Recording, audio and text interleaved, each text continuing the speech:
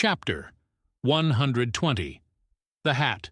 And now that at the proper time and place, after so long and wide a preliminary cruise, Ahab, all other whaling waters swept, seemed to have chased his foe into an ocean fold to slay him the more securely there. Now that he found himself hard by the very latitude and longitude where his tormenting wound had been inflicted. Now that a vessel had been spoken which on the very day preceding had actually encountered Moby Dick. And now that all his successive meetings with various ships contrastingly concurred to show the demoniac indifference with which the white whale tore his hunters, whether sinning or sinned against, now it was that there lurked a something in the old man's eyes, which it was hardly sufferable for feeble souls to see, as the unsetting polar star, which through the livelong Arctic 6 months' night sustains its piercing, steady central gaze. So Ahab's purpose now fixedly gleamed down upon the constant midnight of the gloomy crew. It domineered above them so that all their bodings, doubts, misgivings, fears were fain to hide beneath their souls and not sprout forth a single spear or leaf. In this foreshadowing interval, too, all humor, forced or natural, vanished. Stubb no more strove to raise a smile. Starbuck no more strove to check one. Alike, joy and sorrow, hope and fear seemed ground to finest dust, and powdered for the time in the clamped mortar of Ahab's iron soul. Like machines, they dumbly moved about the deck, ever conscious that the old man's despot eye was on them. But did you deeply scan him in his more secret, confidential hours, when he thought no glance but one was on him? Then you would have seen that even as Ahab's eyes so awed the crews, the inscrutable Parsee's glance awed his, or somehow, at least in some wild way, at times effete it. Such an added gliding strangeness began to invest the thin Fedallah now, such ceaseless shuddering shook him, that the men looked dubious at him, half uncertain, as it seemed, whether indeed he were a mortal substance, or else a tremulous shadow cast upon the deck by some unseen being's body. And that shadow was always hovering there. For not by night even had Fedallah ever certainly been known to slumber or go below. He would stand still for hours, but never sat or leaned. His wan but wondrous eyes did plainly say, "We two watchmen never rest."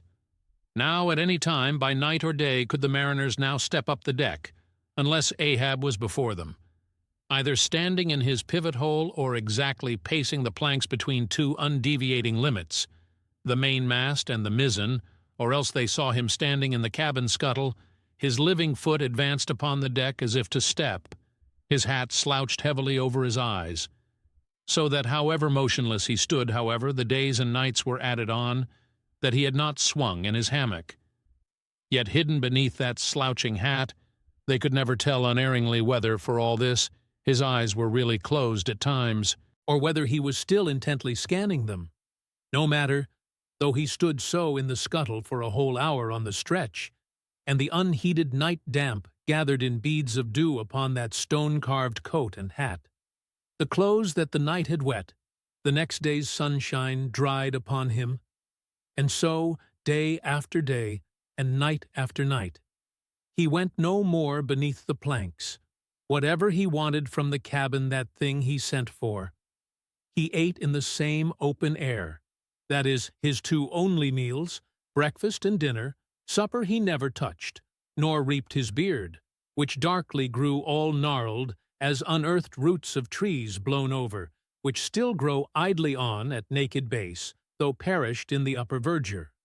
But though his whole life was now become one watch on deck, and though the Parsee's mystic watch was without intermission as his own, yet these two never seemed to speak, one man to the other, unless at long intervals some passing unmomentous matter made it necessary. Though such a potent spell seemed secretly to join the twain, openly and to the awe-struck crew they seemed pole-like asunder. If by day they chanced to speak one word, by night dumb men were both, so far as concerned the slightest verbal interchange. At times, for longest hours, without a single hail, they stood far parted in the starlight, Ahab in his scuttle, the Parsee by the mainmast, but still fixedly gazing upon each other, As if in the Parsi, Ahab saw his four-thrown shadow, in Ahab the Parsi his abandoned substance, and yet, somehow, did Ahab, in his own proper self, as daily, hourly, and every instant commandingly revealed to his subordinates, Ahab seemed an independent lord, the Parsi but his slave. Still again both seemed yoked together, and an unseen tyrant driving them, the lean shade siding the solid rib. For be this Parsi what he may, all rib and keel was solid Ahab. At the first faintest glimmering of the dawn, his iron voice was heard from aft. "Man the mastheads!" And all through the day, till after sunset and after twilight, the same voice every hour, at the striking of the helmsman's bell, was heard. "What do you see? Sharp! Sharp!" But when 3 or 4 days had slided by, after meeting the children, seeking Rachel, and no spout had yet been seen, the monomaniac old man seemed distrustful of his crew's fidelity, at least of nearly all except the pagan harpooneers. He seemed to doubt even whether Stubb and Flask might not willingly overlook the sight he sought.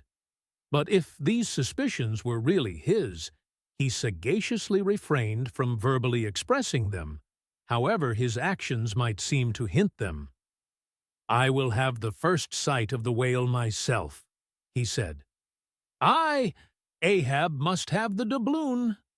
And with his own hands he rigged a nest of basketed bowlines, and sending a hand aloft, with a single sheaved block, to secure to the mainmast head, he received the 2 ends of the downward reeved rope, and attaching one to his basket, prepared a pin for the other end, in order to fasten it at the rail. This done, with that end yet in his hand and standing beside the pin, he looked round upon his crew, sweeping from one to the other, pausing his glance long upon Dagu, Queequeg, Tashtego, but shunning Fadalla, and then settling his firm relying eye upon the chief mate, said, "Take the rope, sir. I give it into thy hands, Starbuck." Then, arranging his person in the basket, he gave the word for them to hoist him to his perch, Starbuck being the one who secured the rope at last, and afterwards stood near it. And thus, with one hand clinging round the royal mast, Ahab gazed abroad upon the sea for miles and miles, ahead, astern, this side and that, within the wide expanded circle commanded at so great a height, when, in working with his hands at some lofty, almost isolated place in the rigging, which chances to afford no foothold, the sailor at sea is hoisted up to that spot and sustained there by the rope. Under these circumstances, its fastened end on deck is always given in strict charge to some one man who has the special watch of it. Because in such a wilderness of running rigging, whose various different relations aloft cannot always be infallibly discerned by what is seen of them at the deck, and when the deck ends of these ropes are being every few minutes cast down from the fastenings, it would be but a natural fatality if, unprovided with a constant watchman, the hoisted sailor should by some carelessness of the crew be cast adrift and fall all swooping to the sea. So Ahab's proceedings in this matter were not unusual. The only strange thing about them seemed to be that Starbuck, almost the one only man who had ever ventured to oppose him with anything in the slightest degree approaching to decision, one of those two, whose faithfulness on the lookout he had seemed to doubt somewhat. It was strange that this was the very man he should select for his watchman, freely giving his whole life into such an otherwise distrusted person's hands. Now, the first time Ahab was perched aloft, ere he had been there 10 minutes, one of those red-billed savage sea-hawks which so often fly incommodiously close round the manned mastheads of whalemen in these latitudes. One of these birds came wheeling and screaming round his head in a maze of untrackably swift circlings. Then it darted 1,000 feet straight up into the air, then spiralized downwards, and went eddying again round his head.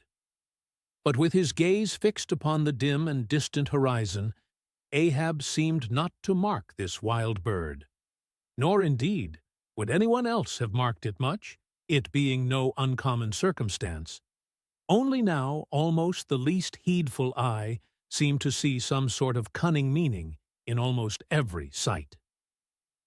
Your hat, sir," suddenly cried the Sicilian seaman, who, being posted at the mizzen masthead, stood directly behind Ahab, though somewhat lower than his level, and with a deep gulf of air dividing them.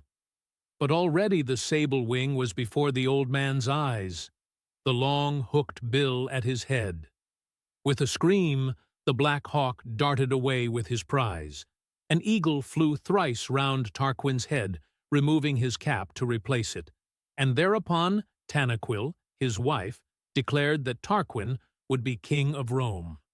But only by the replacing of the cap was that omen accounted good.